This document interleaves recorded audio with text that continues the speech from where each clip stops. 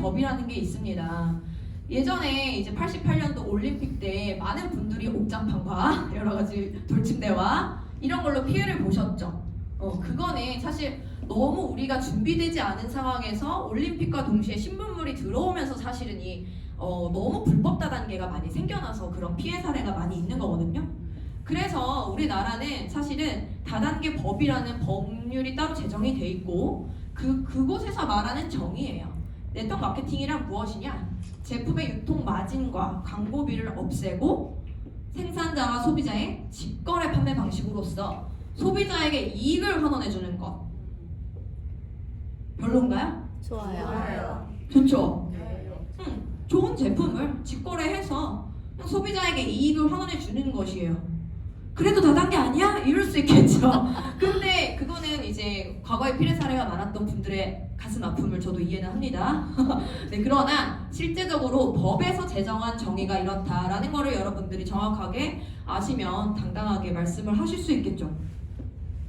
그래서 이거는 이제 법에서 제정한 거고 사실 플랫폼 비즈니스라는 거를 여러분들이 많이 들어보셨을 거예요. 요즘 사람들이 뭔가 사업을 하시거나 뭔가 아이템을 찾거나 이런 분들은 이런 말 많이 하세요. 어디 좋은 사업 아이템 없어? 어디 요즘에는 내 플랫폼이 하나 뭐가 있어야 된다는데 플랫폼을 하나 구축해야 된다는데 이런 말씀들을 굉장히 많이 하세요. 그럼 그 플랫폼이 도대체 뭔데? 많이는 들어봤는데 그쵸? 플랫폼은 사실은 영어로는 뭐예요? 정거장 뭐 이런 뜻이잖아요. 뭔 정거장 비즈니스야. 그게 아니라 플랫폼은 사실은 뭔가를 이어주는 건데 나의 플랫폼이 생성이 돼 있다라는 거는 사실은 이런 거죠. 배달의 민족을 한번 볼게요. 배달의 민족이 피자집, 족발집, 치킨집, 횟집을 가지고 있나요? 아니면 그것이 필요한 소비자와 저 같은 소비자와 그런 음식점을 연결해주는 역할을 하나요? 연결. 후자죠. 연결의 역할을 해주면서 뭘 받아요? 수수료. 그쵸? 여기 보시면 이제 수수료를 받잖아요. 연결 수수료. 오로지 커넥터의 역할을 하지만 직거래를 도와주는 커넥터의 역할을 하지만 수수료를 받는 일을 바로 배달의 민족, 뭐 요기요, 아니면 뭐 에어비앤비, 뭐 여기어때 이런 뭐 어플들이 많이 하죠. 온라인 상에서 그거를 하면서 이들은 수수료를 받는데요. 이 배달의 민족 기업 가치가 얼마일까요? 제가 지난번 강의했었던 것보다 2배가 됐어요. 와. 15조가 됐더라고요. 굉장히 어마어마한 숫자죠? 상상도 되지 않는 사실 15조 하면 굉장히 어마어마한 숫자의 가치를 가지고 있는데 여러분들 배민이 불법이에요? 아니야. 아니죠. 직거래로 정당하게 합법적으로 수수료를 받는 플랫폼 비즈니스라는 것을 운영하고 있는 겁니다. 그런데 이 배달의 민족에 저를 한번 대입해 볼게요.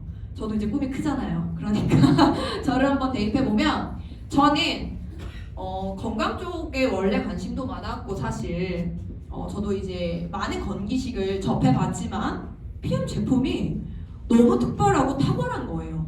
아까 강의를 들으셨지만 NTC래 막 뭔지는 모르겠는데 흡수가 막 98% 된대. 그쵸? 근데 실제로 먹어보면 금방 알아요. 1, 2주면 내가 느껴요.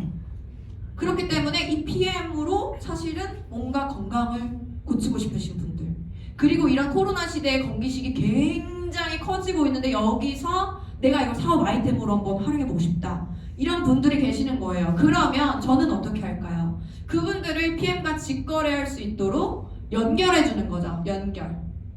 저는 연결해주기 때문에 이렇게 소개해주고 연결을 해드리고 뭘 받아요? 수수료를 받죠. 동일한 구조입니다. 그래서 저는 배민이라는 기업은 아니지만 1인 기업의 형태로서 사실은 PM 비즈니스를 전개를 하고 있는 거죠. 그렇기 때문에 사실 우리가 이런 기본적인 틀을 아시면 이 네트워크 마케팅 중에서도 사실은 어떠한 색깔로 이 회사가 운영이 되고 있고 내가 어떠한 형태로 일을 하고 있구나를 여러분이 정확하게 아시는 게 저는 너무 좋다고 생각해요. 저는 막 마이너스 10억 막 이런 깡이 없어요 사실. 그래서 네트워크 마케팅 하는 거예요. 근데 잘 살고 싶으니까.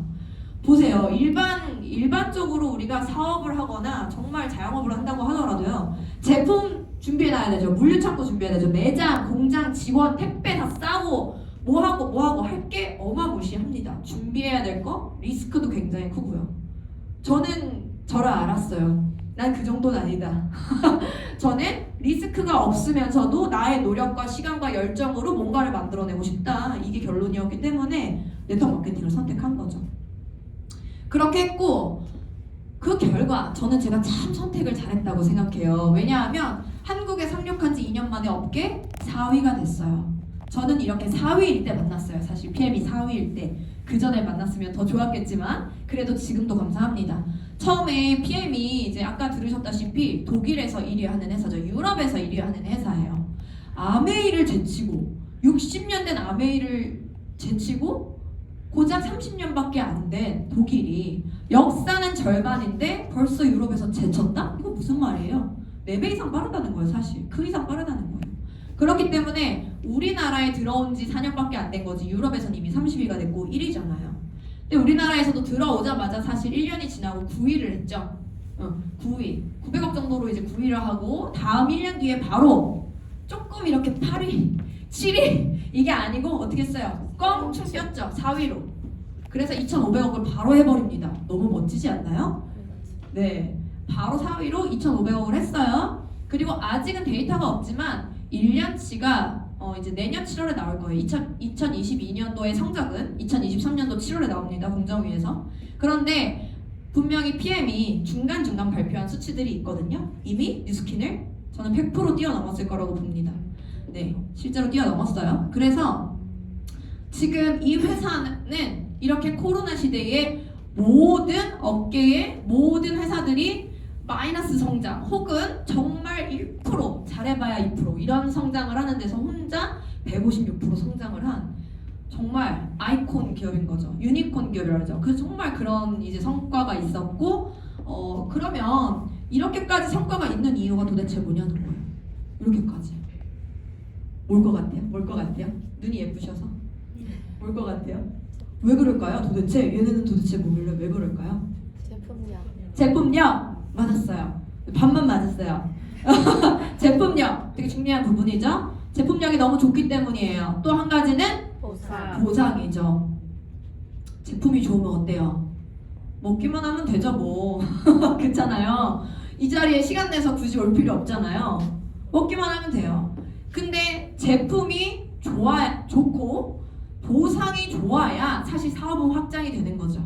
근데 내가 제품만 좋아 그러면 굳이 사업자들이 이렇게 막 늘어나진 않겠죠. 그런데 제품이 좋고 이게 사업성이 있고 돈도 되네 그러려면 보상까지 좋아야 된다는 거예요. 그래서 제가 이 보상을 오늘 정확하게 이제 설명을 해드리려고 지금까지 이렇게 기본적인 부분들을 조금 설명을 해드렸어요.